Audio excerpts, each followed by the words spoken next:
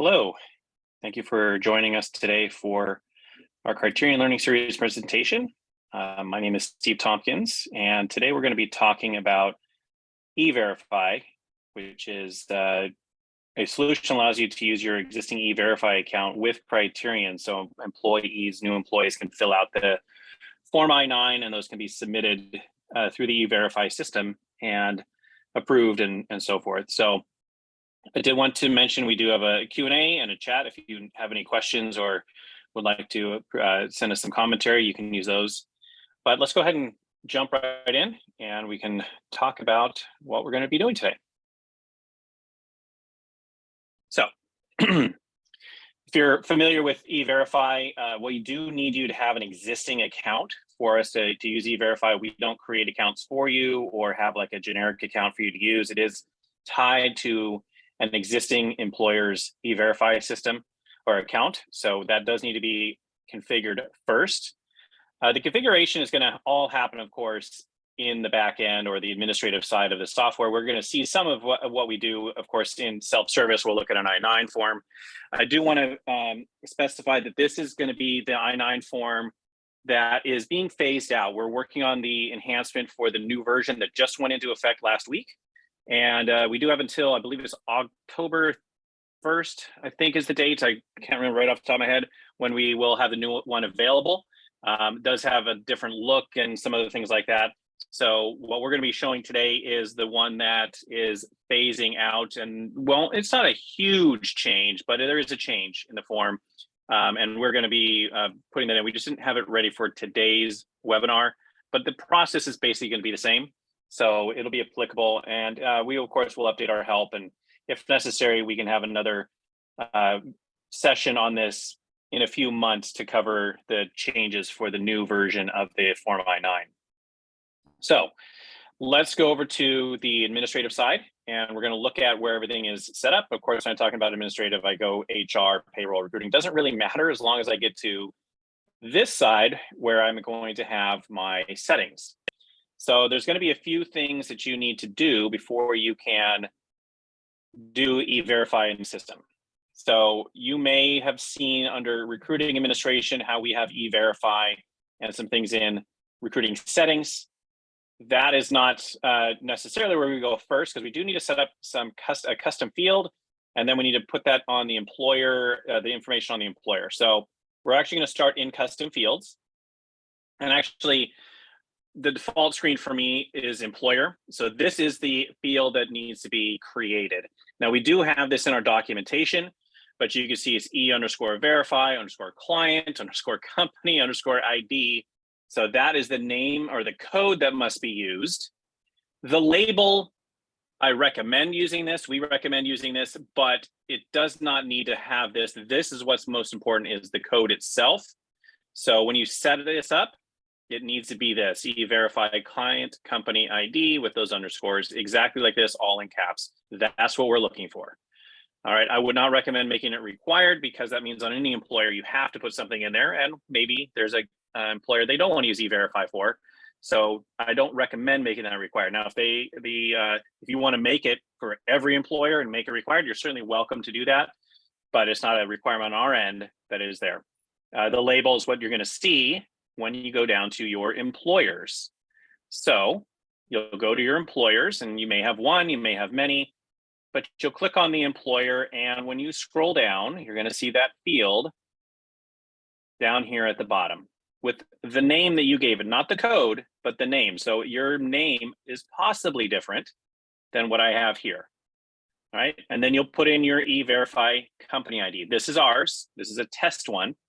So I highly recommend not using this one, because this is one that we use for testing purposes and stuff like that. So it may work for you to verify, but it's not going to be, you're not going to see it in your account. So probably not a great idea to use this code. Yours is going to have a different code. It's your E-Verify company ID you'll get from E-Verify, but that needs to be populated.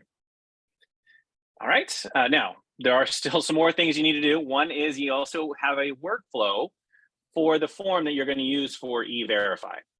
So let me show you what that would look like. Now, I didn't make any changes, but it does let me know I should change anything if I did do that. So I have a form workflow here called E-Verify. Now, you don't have to have a separate one for E-Verify, but I did that just for clarification on there. So I called it E-Verify. It does need to be a form, a workflow type of form. So that needs to be configured there. Of course, the module is going to be self-service. Auto action and auto type, that is up to you. I would say not do that because you want to probably verify the information on the form before you just like approve it. So I'd probably say don't do an auto action on here. Of course, it does need to be active.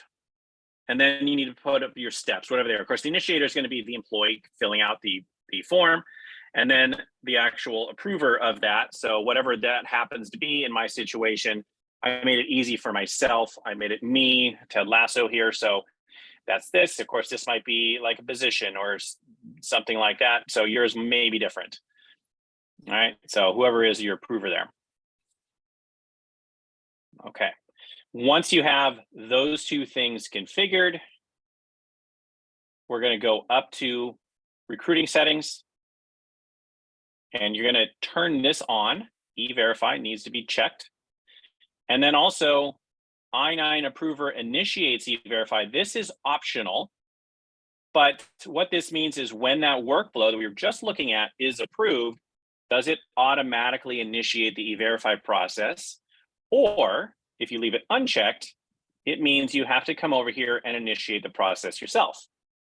So it's up to you on how you want to do that. Maybe initially you want to do it yourself because whatever, you want to make sure you get your steps down right and you want to make sure everything is working right or something. So you may initially not check this, and then later on, maybe after you've done a couple of them and you're comfortable with it, you turn this on, and that means it would automatically initiate the E-Verify process.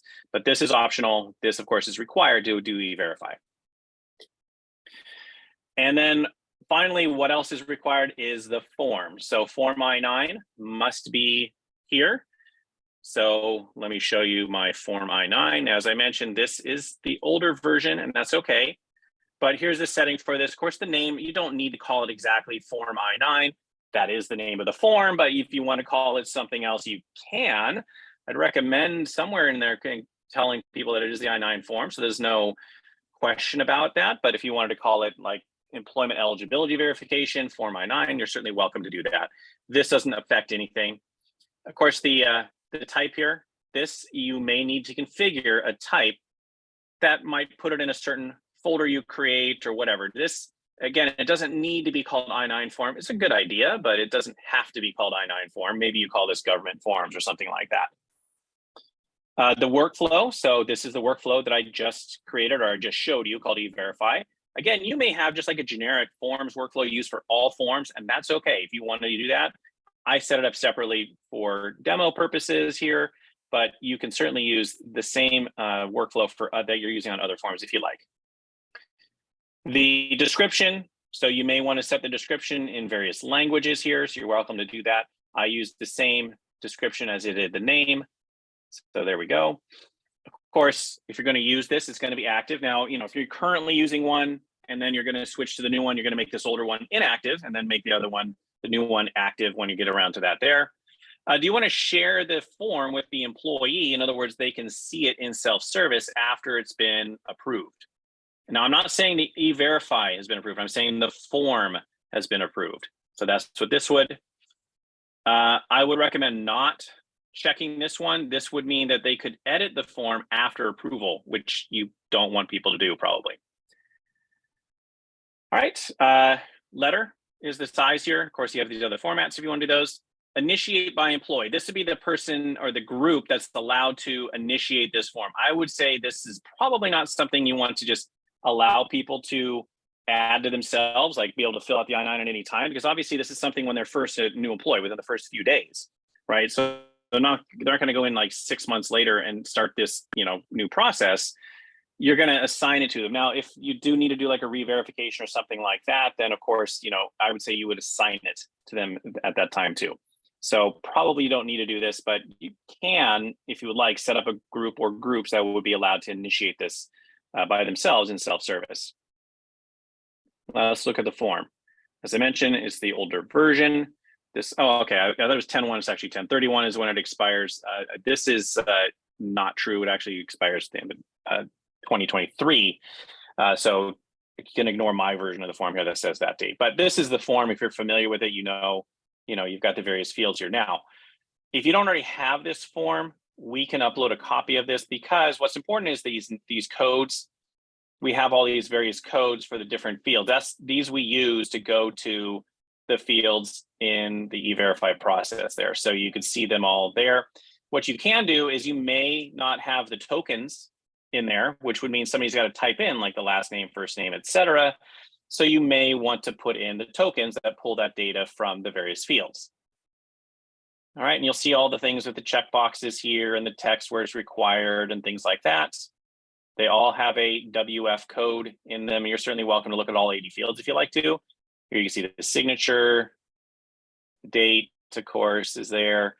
Now, you may notice here that this is showing editable by submitter, because the employee, the person who's submitting the form, is going to be doing the first page. So all of the fields on here are by the employee, so they can edit all these right here. Now, when you get down to these fields, you may want to, the employee might fill this stuff out. Maybe you have the approver doing this, depending on if they're using a preparer, who that preparer is. If it's somebody like in HR who can translate, maybe they would make this stuff approver, or maybe you'd include approver in here because they're going to fill in their information. Not that the employee can't, certainly they might know the person's name and they can fill this stuff out, but maybe you make this stuff approver. Definitely the stuff on page 2, you're going to make this stuff approver, because this is where you're going to verify as the employer or authorized representative that you verify this information. So you'll see this stuff is now approver on here. All right, so you can see like the E-Verify document types, approver, because the employee is not going to say, well, I gave my passport and here's my passport ID and so forth. So that is what the approver is going to fill in. All right, again, I'm not going to go over every field, but you can see all those there, and go to page 3, it talks about those documents, and there we go. All right, so you may have made changes on here if the tokens weren't in there for some of them. So you may want to make a change, you may want to save that. I didn't make any changes, so I'm just going to cancel. All right, so once that is configured and it's all ready to go, now you can actually start using the form. So how do you do that? You would assign it to the person who needs to fill out the form. I've already done this step, but if you've never done this before, you would choose the workflow, the group. You probably wouldn't do a group, because it's usually like new employees. Now, maybe if you had a group that was like new employees today, that would be applicable, but you're probably going to do where you select the employee or employees. You'll just hit the plus to add them into here. So let's say it was these two. You'll see how they're up here. All right, who's going to fill them now? Typically, the person who's doing the form, like Miguel and Jesus, would be filling these, so you would leave this blank. But maybe there's somebody doing it for them. You could put a name there. This is generic for any form, so I'm just going to talk about that. The description is what they're going to see as the name of the form. So probably a good idea to type Form I-9 or whatever you call it. You could maybe copy and paste from the previous screen. Put that there. The due date, of course, that's based off of their hire date. They have 3 days to do it. So if they were hired today, you can say, okay, 1, 2, 3, it's due on the 11th. All right. So you do need to put a due date in there, and then share it with the employee when you're done, so they, have a copy of that. Now, maybe you don't want to share it. It's just visible in HR. That's okay too. It's up to you. All right. So that's how you would assign it to a new hire. Now I have a new hire. All right. So I assigned it to a new hire. They got hired yesterday. Let's go to self-service and see what that looks like. I'm going to switch to a different browser here. So give it a second to refresh. All right, so I've switched over to Elaine here. She's my new employee. She started yesterday. She's doing the I-9. So I signed her the I-9 form. She clicked on the form, and this is what it looked like. Now I pre-filled things like her name and her address and so forth. So this stuff is all filled out already. She didn't have a phone number in the form there, so she might want to put down her phone number there. Of course, she does need to check off which one of these applies to her. She needs to sign it, which I've already done down here, and put today's date. So I've done her section already. I said I did not use a preparer. So she's really done her side of it. Now you'll notice here when I come down to section 2, I can't click into any of these things because, of course, These are all the approver doing those. So she would just scroll down and, oh, okay, I need to give my passport, or, whatever it is. Maybe she's got these various documents here. So, she can see what is required. And what she would do, of course, is submit this. Now, you want to submit this, and there we go. So that would initiate the workflow. Now, you may remember that my workflow went over to Ted. So he's going to get something in self-service saying that there is a new form for him to approve. So of course, that means that he needs to do his side of the equation, which is to verify her documents. So let me switch back over to Ted. All right, so here we are back on Ted's profile here. I go to forms. I see that Elaine has submitted this form. Of course, I got a notification on it saying that she's done that. I can maybe click on it out of the email or something. But here is her form. So everything that she did already, you just saw that a few moments ago. All right, going down, and she presented something to me. So she gave me whatever it is. All right, so what did she give me? She showed me her passport. So I would select in here whatever she presented to me. Now, maybe it was, one of these documents or whatever. You're going to go ahead and select what it is that she gave to you and put in that information. So 441 209 749. Now this, again, just like that account number, this is a dummy or a test number. So this, you're certainly welcome to put that stuff in, but it's all test information. So it's not going to do anything for you. All right, let's put the expiration date here. 6/2027. Okay. And go down here, put in today's date. Oh, the first date of employment. Doing this, I think that'll work. I might need to change that. Don't remember if that's in there. Okay, let me sign this here and put in today's date. Actually, I think our first date was yesterday, so let me just put that correctly there. All right. I don't recall if in our testing this is a different date, so I'm just going to put that there. I might get an error because of that, but you can see, of course, the other fields on here. But everything I've done, I would fill in the various fields here, and then I'm going to go down here and approve and e-verify is the option, because in my settings, I said that approve and e-verify was the default. Now I can just approve if I don't want to initiate e-verify, but my default is approve and e-verify. So I'm going to do that. And testing. So it's letting me know this is a duplicate because we've used this for testing. So I'm putting that down. Typically, you probably wouldn't have a duplicate for the same employee unless you're doing the re-verification, which is certainly possible. But in my situation, I have a duplicate. So you probably will not see this unless you have some people who are, submitting information that is the same as somebody else, which I guess is possible. It's kind of the point of e-verify, right? All right, but I'm going to go ahead and say that's okay, and yes. So that's going to initiate the e-verify, and I'm kind of crossing my fingers here because I don't know if our test account is still working, but that would be our fault, not like our test account may not be turned on. So this should work here. But what it's going to do while it's doing this here is I'm going to go back to the administrative side. It did go through without an error. All right. And I'm going to go to my recruiting administration, and I'll go to e-verify. So here you can see there's the new entry. So this status, I-9 status, is our form. So it's the form in Criterion, not like the e-verify was, was verified. So it's approved as far as we're concerned. Like this one for Ted Lasso has not been approved, so it didn't start this. Now, if I did a manual and I did not do the apply and e-verify, I would have a button to push to start the process, a little play button. If you're familiar with those, little triangle, it would start the process. Or you could do this to update the status if one of these was saying manual. So this is telling me I need to photo match. Now the e-verify status, there are many different statuses that could be out there. It depends on whatever the situation is, the documents they gave you and so forth. So this is something you can actually go on e-verify and do as well. You might want to do the photo match on e-verify, or they might need additional documentation or something. So it won't always say photo match. It might go straight to closed, depending on whatever the situation is at the e-verify system. So this could be different. I believe there's like a dozen, at least, different statuses that could be out here. But in a photo match, you'll see right here where I have a little option where I can match up the photo with what they submitted. So they submitted their passport. Now, as I've mentioned a few times, this is a test account. This would actually be like the real passport in your situation. So it would be open and have their picture and so forth. So you'd match it up to whatever you got. All right. And then of course you'll see down here in the bottom right, in the photo match situation, I have the option to match or not match. So if I had a real passport and this showed a passport photo and they were completely different people, you know, all the information was completely different, of course you could say it doesn't match. If everything looks exactly the same and, you know, everything is a match, of course you would say it matches. All right. So you have those two choices there, or I could say, well, I don't really feel like doing that right now and just quit out. But that's up to you.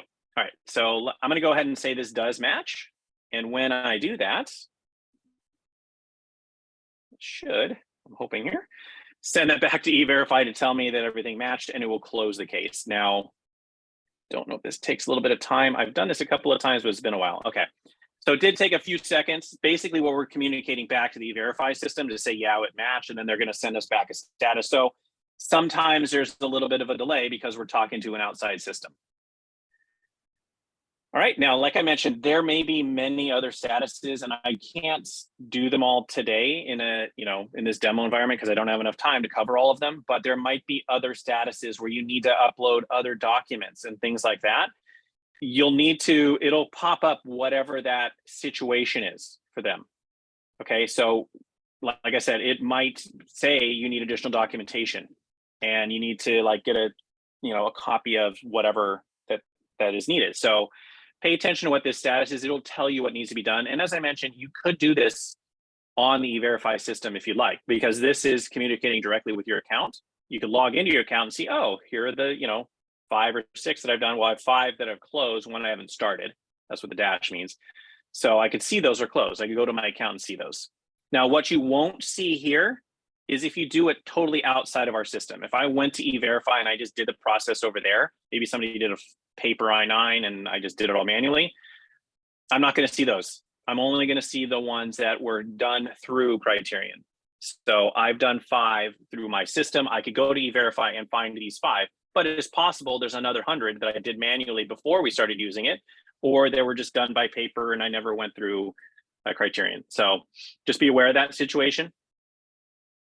All right, and so that's really it. That's kind of from the beginning to the end. Luckily, this is a relatively short webinar today. I think there's some questions. I thought I saw a hand up for a second, but if you do have any questions, like I said, I saw a hand up for a second, so I'm not sure if somebody did have a question. But if there are any questions or comments, please let us know. As I mentioned, we are going to be updating this for the new version that just went into effect last week. So it should operate exactly the same. It's just a different form I-9. I believe they allow you to do some different things. I did read up on it, and like I said, we're making some changes. So it shouldn't change this process. What we'll do is we'll upload the new I-9 form to everybody, and so it'll be available for you, and then you can then activate your old one. I'm assuming if you're like in the middle of an I-9, you've already sent out the old one to people, just finish those out before you make it inactive, and then just start using the new one when you're ready to use that. As I mentioned, the expiration date, I know it's in October. I can't remember if it's the 1st or the 31st, but I know it's in October that you'll have to switch over to the new form. So let me bring up my slideshow here to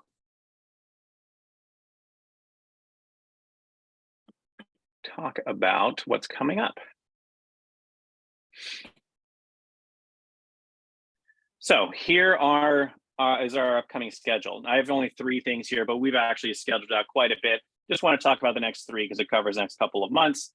So on the 22nd of August, we're going to do what we're calling ESS Train the Trainer, because you are the ones who are training your employees, or if you're a partner, you're training your clients on using self-service. So we're going to kind of go over some of those things that we go over when we're training the trainers. When we're doing it ourselves, we're going to talk about that information there. So we're going to be focusing on ESS and how that all kind of works together. Do a little bit of settings on there too, just so you kind of understand that. All right, notifications. So on the 5th, right after Labor Day, we're going to be, or the US Labor Day, we're going to be talking about notifications within the system there. That's your notification layouts that go out to your employees to let them know about a new form they need to complete, or their address change was approved, or there's a time off request, whatever it is for your notifications. Talk about, you know, the layouts and how you can turn them on for various things. And then towards the end of September, compensation management.